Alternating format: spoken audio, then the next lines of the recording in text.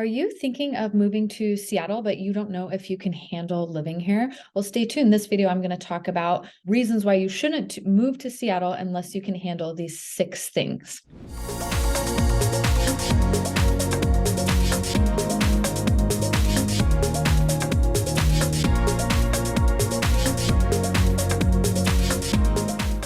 Hey everybody, my name is Tova Williamson, and on this channel I shoot tons of videos of what it's like to live in the Seattle metro area. If those are videos you want more of, go ahead and subscribe to the channel and click that little bell so you'll be notified every time a new video comes on. We honestly get reach outs every day from people wanting to move to the area. We absolutely love hearing from you. We love helping you, but we can't help unless you call. So give us a call, email, text. We got your back when you're moving to Seattle. So this video today, I am going to talk about the 6 things. I mean, there's probably more negatives too, but some of the top 6 negative things of living in Seattle. So don't move to Seattle unless you can handle these 6 things. Number 1 we're going to talk about is the weather. Something that I think Seattle is known for is its cloudy, rainy weather.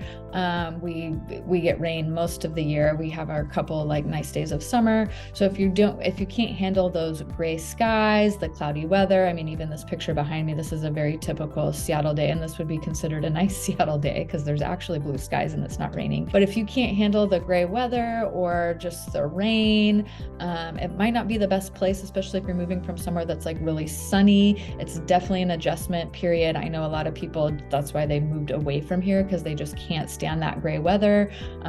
We are, what is it, April right now? It's been like constantly raining for like the last week or so. It's been pretty tough. Everybody's really sick of the rain at this point. They're ready for spring weather, but it's just a very common thing in this area for it to rain through. I mean, the joke is July 5th. It's usually like the day after 4th of July is when it finally starts getting summery and nice. But then once it is really summery and nice, it's beautiful and perfect. And that's why we love living here.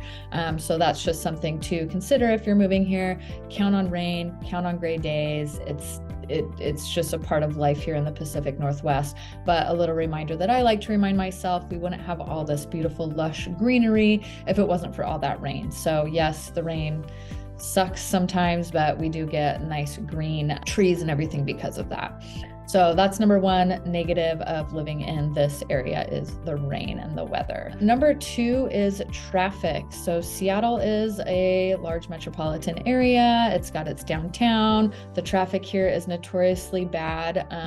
Drivers are not the best drivers here.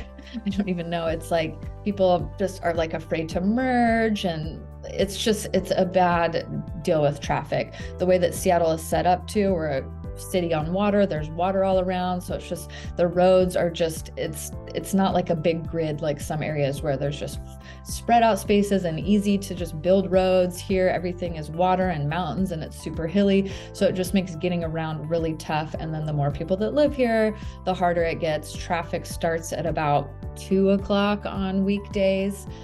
So if you're having to go anywhere and do anything, I recommend trying to do stuff before that time, because once rush hour kicks in, it gets really bad. And especially if it's like raining or the weather's bad, it just makes it even worse. I'm going to show a map here so you can see what I'm talking about. Just like the geography of the area makes the traffic really bad. So we've got Seattle here, you've got I-5. I mean, you can see Seattle's got water here, water to the east, water to the west. You've got all these little channels and different waterways around here. So there's bridges everywhere. Those bridges are drawbridges. They go up if there's boats. So that like adds an element to traffic. There's trains here. So sometimes you'll get stuck like at a train track crossing. I-5 is notoriously bad for traffic heading down. Like if you work in Seattle and are heading out of the city, you're just going to be sitting on the freeway for a lot of that time, north and south. And then on the east side, Bellevue, we've got 405, which again is like a notoriously terrible freeway. I think a good portion of it is only like 2 lanes each way too. And then they have like some carpool lanes where you can pay an extra toll to get in to and go a little bit faster. So 405 is not good. You've got 520 and I-90, both east and west, that are bridges, and you pay pay tolls to go over them, or at least 520, not I-90. So it's just kind of tough getting around. Another way too is 99 that some people take. It's a smaller kind of freeway. There's lights on it a lot of the way up and down. So that's just a slower go too. So yeah, it just makes traffic not fun and not fun to get around, especially during rush hour. Public transit here is decent. I mean, if you're living and working kind of in the downtown area and where you need to get to is along the bus route, it can be a good option for you, but not everybody has that option. The light rail, we do have a light rail too that runs north and south. It's starting to expand more. It's not all there yet, but currently it goes up to like the northern part of Seattle, and then it's slated to open up into Shoreline and along I-5 in the next coming years. Same with down south. It goes to right around the airport, like SeaTac area, Angle Lake right here, I think is the last one. And then it's going to expand all the way down into Tacoma too, but that's still a couple years off. So something, if you're coming from another large city, it's probably not that much different, but if you're coming from a smaller town and you're not used to traffic, just get used to it. It's bad. The drivers are bad. It's not fun. It's not a fun way to get around. So that's number 2 negative in Seattle is the traffic. Number 3 that we hear a lot from people is kind of like the passive aggressive, I guess, personality of people here.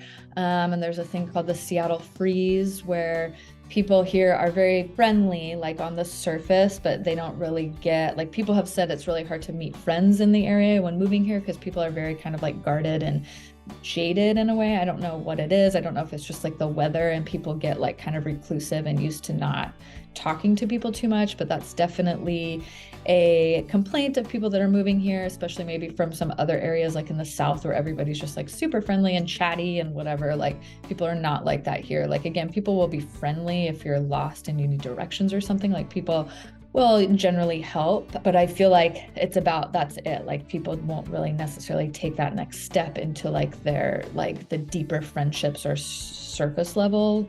It's mostly like surface level. So I know people complain about that. It's just like getting into like make really close friends is a little bit harder here. So I think a lot of it too is just people are a little bit tougher to crack. I think once you get through people's exterior here, you can make friends. It just might take a little bit longer. And if you're used to a place where people are just really outgoing and friendly, and just overly like talkative, it's just people are not necessarily like that here. Again, they're not like necessarily straight up rude to you, but they just are kind of like do the bare minimum, polite, whatever. And then it's like, okay, I gave you directions. We don't need to be like best friends now. So just something to prepare yourself. If you're coming here from a place that's a little more friendly, you might have a little bit harder time to meet some really close friends in the area. Number 4 that we're going to talk about is Seattle does have a large homeless population. It's an unfortunate reality of living in a city in general. I think with COVID and a lot of things that happened during the past few years, it's definitely gotten worse. The homeless population has grown.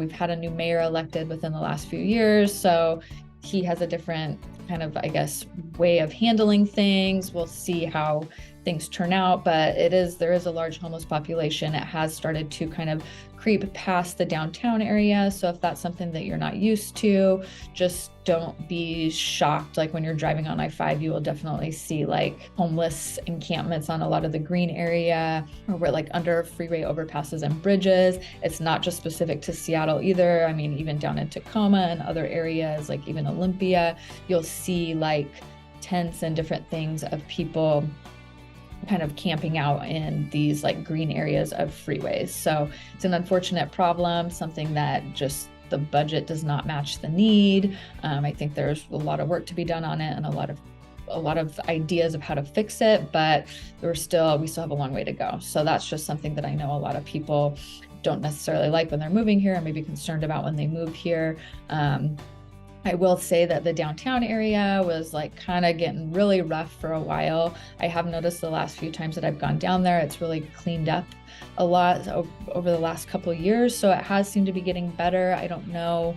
I mean, you still see homeless people around. I don't know if they've necessarily been housed or if they've just moved them to a different location, but they have made some improvements, and it has cleaned up quite a bit in the downtown area over the past like year or so than what it used to be. So I think there's progress to be made. It is kind of getting better, but there is still definitely that element here. And it's just a really unfortunate reality of our area is a larger homeless population. Number 5, another thing that's a negative is cost of living. It is not a cheap place to live here. Housing prices have skyrocketed over the last several years. I mean, prices have gone up everywhere. Seattle is no exception. I have another video that goes more in depth of cost of living prices. So if you want to check that out, get more in depth, that's like a whole video in and of itself. But median home prices in Seattle, you're looking at about $850,000. That's just median. That's for like just maybe a 2-bedroom, 1-bath house. And it goes up from there. Condos, you're looking at about $525 median price. Again, you can find some less. They'll be smaller, like studio 1-bedrooms. You can get for a little bit less, and it depends on the area, but those are kind of the averages. So it's definitely not a cheap place to live. Gas is going to run you between like $4.50 to $5. Groceries are expensive here. It's just not a super cheap place to live, especially Seattle proper. If you move to some of the further out suburbs, it can get a little bit less expensive, but it's still just an expensive place to live. Housing prices have gone up drastically over the last few years. There's still a lot of competition for homes. So it's definitely something that can be sticker shock to some people. If you're moving from other areas that maybe aren't as expensive, just prepare for that like initial sticker shock and what you get for your money. Sometimes people might think like, oh, $850 isn't that bad, but like you get a really small house for that price. It's not like you have some like sprawling estate. It's a pretty small house. So just something to keep in mind when you're moving here, and to add that to your budget. Like, it's definitely not a cheap place to live. And last but not least, number 6, we're going to talk about is politics. It may or may not, depending on your perspective, be a pro or a con. But the Seattle area, a lot of people comment on the comments of my videos about this. So I figure I should address it. The Seattle area tends to be a very liberal area, very progressive minded. So if you're not used to that, or if maybe you don't believe in those certain ways, then it might be a little like hard for you to immerse yourself in this area. Just something to be aware of. It is very, very progressive, Seattle proper, especially. Once you get out, I feel like it kind of dissipates a little bit, and there's definitely some counties and other cities that are a little different than Seattle proper, where it might not be as extreme, but it is definitely part of living here. That's why some people move here. They like that. That's why some people have left here, because they don't like that. So it just kind of all depends. But just something to keep in mind. If you are moving here for a job or something, it is definitely a more progressive and liberal area, and people do feel very passionate about it that live here. So just something to prepare yourself for. So those are kind of those top 6 things that don't move to Seattle unless you can handle these top things. Seattle's still a really great place to live. We have a lot of natural beauty. There's a lot of great things here, but as with any city, there are negatives. So those are some of the top ones that we get. And moving to a different area can be tough, especially if you don't know that area, you don't know what it's like to live in the places. That's why we're here. We love to help. We want to help, but we can't help unless you reach out. So give us a call, email, text. We got your back when you're moving to Seattle.